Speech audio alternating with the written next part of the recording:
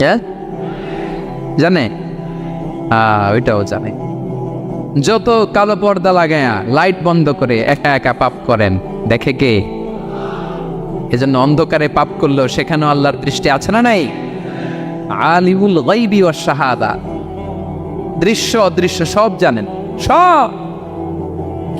আল্লাহ বলেন, ওয়া আসিররু কাওলাকুম আও ইজহারু বিহি ইন্নাহু আলিমুন বিযাতিস সুদূর। প্রকাশ্যে করো কিংবা গোপনে করো, সব জানেন। এমনকি অন্তরে অন্তরে কি ভাবো তাও জানেন। মুখে গালি দেন নাই, মনে মনে গালি দিচ্ছেন, ওটা তো আল্লাহ জানেন না? আলিমুন বিযাতিস সুদূর, অন্তরে যা আছে ওইটাও।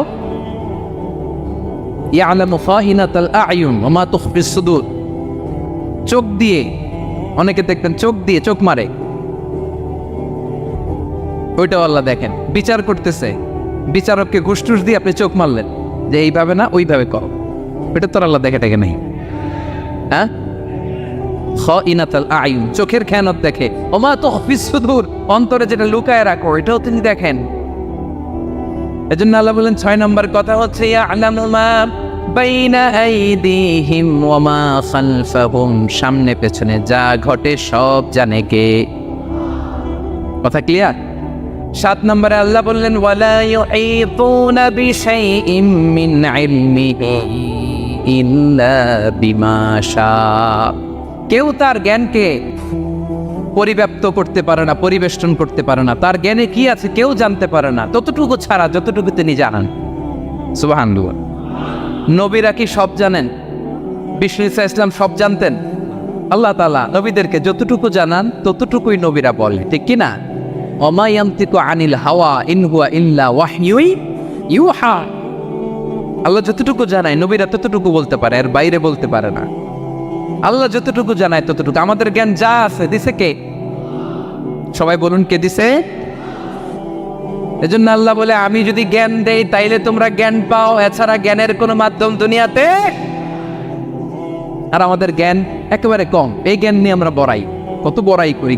জ্ঞানের কত বড়াই, গর্ব অহংকার, কত গরম আছে না নাই? কি জ্ঞান আছে আপনার? কি জানেন বলেন? ভবিষ্যৎ জানেন? কালকে কি হবে জানেন? তো কি জানেন আপনি? কালকে কি হবে এটাই তো জানি না, এখন কি হবে তাই জানি না, পিছনে কি করছিলাম এটা মনে রাখতে পারি না। আজ থেকে 1 মাস আগে এই বিকেলে আপনি কি করতেছিলেন মনে আছে? এত দূরে যাওয়া লাগে না। আজ থেকে 1 সপ্তাহ আগে রাত্রে বেলায় কি খাইছিলেন মনে আছে? আজ থেকে 5 দিন আগে কোন জামাটা পরছিলাম মনে আছে? তো কি জানেন আপনি? কিছুই না। আমাদের জ্ঞানকে আল্লাহ বলেছেন কালিল। কি বলেছেন? এজন্য রব্বুল আলামিন বলেন তোমাদের জ্ঞান হলো কালিল। ওয়ামা উতীতুম মিনাল ইলমি ইল্লা কালিলা। একেবারে যত সামান্য জ্ঞান আমি আল্লাহ তোমাদেরকে দিয়েছি, আসল জ্ঞান ভান্ডার একমাত্র আমি আল্লাহর কাছে। তাহলে আমাদের জ্ঞানকে আল্লাহ কি বলেছেন? কালিল। একটু বলুন কি বলেছেন? কালিল মানে কি? একটা মহাসাগরের মধ্যে, খেয়াল করে শুনেন বুঝবেন, একটা মহাসাগরের মধ্যে একটা চড়ুই পাখি যে যদি একটু পানি খায়, পানি খাওয়ার পরে ওই চড়ুই পাখির ঠোঁটে যে একটু পানি লেগে থাকে ওইটারে বলে কালিল। আল্লাহ বলে মহাসাগর থেকে পানি খাওয়ার কারণে চড়ুই পাখির ঠোঁটে যে একটু পানি লেগে আছে, এই পানিটা হচ্ছে তোমরা পৃথিবীতে যারা আছো সবার জ্ঞান, সবাই মিলে এতটুকু জ্ঞান। আর পুরো মহাসাগরের পানি হচ্ছে আমি আল্লাহর জ্ঞান।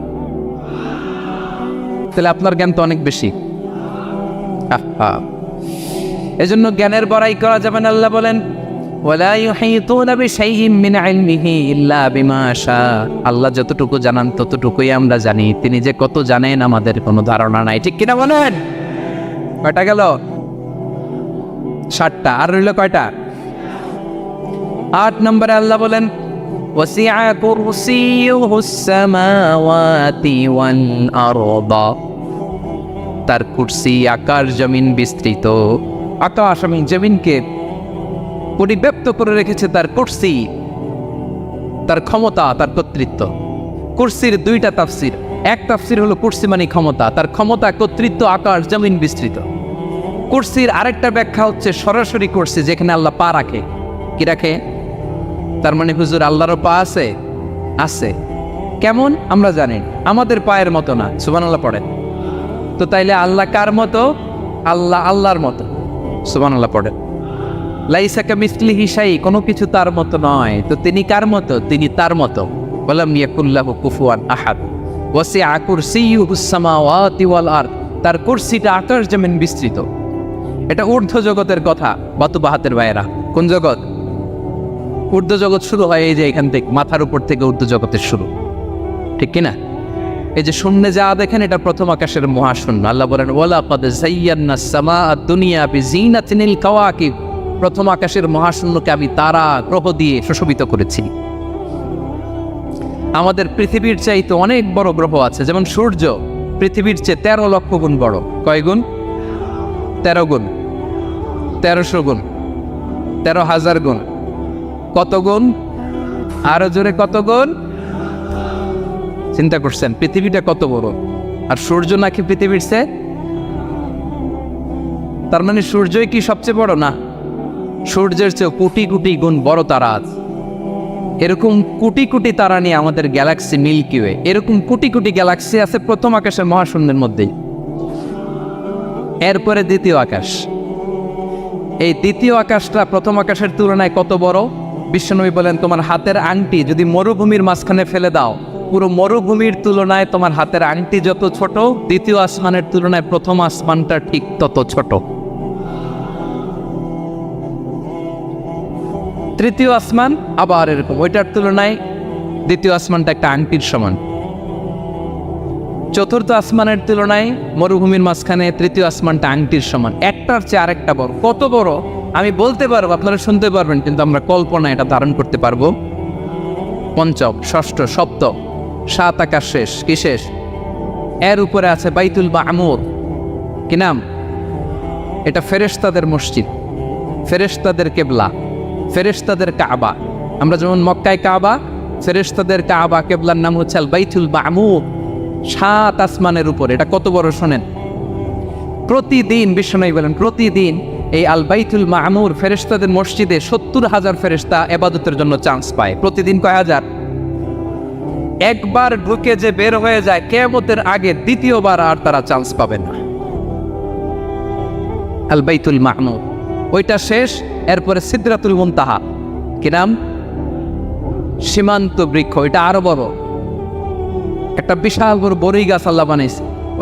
ওয়া ইলাইহি ইয়ানতাহি ইলমুল মালাইকা, ফেরেশতাদের জ্ঞান সীমানা ওইখানেই শেষ। এর উপরে কি হয় ফেরেশতারা আর জানে না। ফেরেশতাদের ক্ষমতা এখানে শেষ। সিদরাতুল মুনতাহা, সিদরাতুল মুনতাহার এরিয়া শেষ। এরপরে শুরু হয় আল্লাহুল মাহফুজ, কোরআনের বাড়ি। কোরআনের বাড়ি কই? বাল হুয়া কুরআনুম মাজিদ ফি, এটা মিন দুররাতিন বাইদা, সাদা ঝকঝকে ডায়মন্ড দিয়ে আল্লাহ বানাইছে। আমাদের সবার তাকদীর ভাগ্যলিপি ওইখানে লেখা, কি হবে না হবে। কোরআনের বাড়ি ওইটা, ওইটা শেষ। এরপরে শুরু হয় লা জামান লা মাকান এরিয়া। ওইখানে কোনো জামান নাই, মাকান নাই, no time no space area শুরু। ওইখানে কুরসি, যেখানে আল্লাহ পা রাখেন বা কুদরতি পা রাখেন, আল্লাহর কুরসি। বড় রাজা বাদশারা সিংহাসনে বসে পা রাখে একটা টেবিলের উপর, শাহী টেবিল, ওইটার নাম কুরসি। আল্লাহ বলে ওয়াসিআ কুরসিয়্যুহুস সামাওয়াতি ওয়াল আরদ, আল্লাহর এই কুরসিটা এতক্ষণ যা বললাম এই সবগুলোর চাইতেও বড়। কুরসির উপরে আছে আল্লাহর আরশ। আর রহমানু আলাল আরশি ইস্তাওয়া, রব্বুল আলামিন ওই আরশের উপরে। আমি যেমনি চেয়ারের উপরে এরকম না, যেভাবে আল্লাহর জালালিয়াত, হিজ হাইনেস, হিজ রয়্যালনেস, আল্লাহর জালালিয়াত, আল্লাহর কুদরতের মাধ্যমে যেভাবে আল্লাহ আরশের উপর থাকা দরকার, আল্লাহর সত্তা, আল্লাহ ঠিক ওইভাবে আছেন, আরশের উপরে আছেন। ওয়া ইয়াহমিলু আরশা রাব্বিকা ফাওকাহুম ইয়াওমাইযিন সামানিয়া, কিয়ামতের দিন আল্লাহর এই আরশটা 8 জন ফেরেশতা বহন করবে। আরশ বহনের জন্য আল্লাহর ফেরেশতা লাগে না, কোনো কাজের জন্যই আল্লাহর ফেরেশতা লাগে না। আল্লাহ বলে কুন ফায়াকুন, হয়ে যায়। তারপরে আল্লাহ নিয়োজিত রেখেছেন। সেদিন কিয়ামতের দিন আল্লাহর আরশটা বহন করবে কয়জন ফেরেশতা? এদের সাইজ কত বড়? শুনতে মনে চায়? বিশ্বনবী বলেন ইন্না মা বাইনা শাহমাতি উযুনিহি ইলা আতিকিহি মাসিরাতু 700 সানা। বিশ্বনবী বলেন ওই ফেরেশতার সাইজ আমি দেখে এসেছি। কত বড় শোনো, যারা আল্লাহর আরশ বহন করবে।